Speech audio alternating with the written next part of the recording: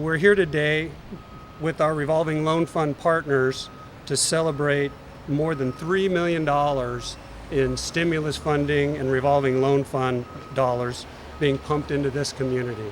I think that's a pretty fantastic feat.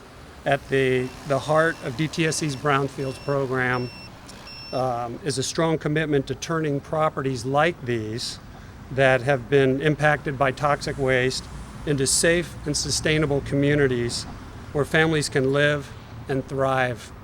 We were pleased to be able to award $1.8 million in the Recovery Act funds to the state of California, Department of Toxic Substance Control, who has been an incredible partner and helped fund this remediation at this site.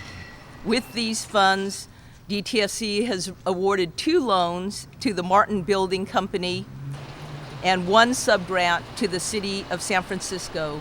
We are creating approximately 300 construction jobs for about an 18-month period.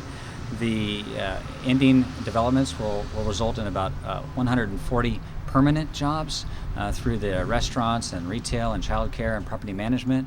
And at the end of the day, these projects will be responsible for almost $2 million in annual property tax and sales tax revenue from the residents and the increased valuations. So these are certainly economic stimulus. For us, it's not only about the jobs that are being created, but it's also about the communities that are being created as a result of these investments. The notion of being able to use these resources to transform previously contaminated sites into open space, into affordable housing opportunities, into park space is really astounding. A unique aspect of the Brownsfield program is the ability to provide grant funds to units of government that establish brownfield revolving loan programs. And they provide subgrants, low-interest loans for brownfields remediation. When the loans are repaid, the loan amount is returned into the fund, relent to other borrowers, providing an ongoing source of capital within our communities. This source of capital helps impacted communities to clean up more sites, spurs economic development, and creates green jobs for the local residents. The resources that we're putting on this project are not only taking harmful toxic materials that can really damage the environment and damage the people out of this environment.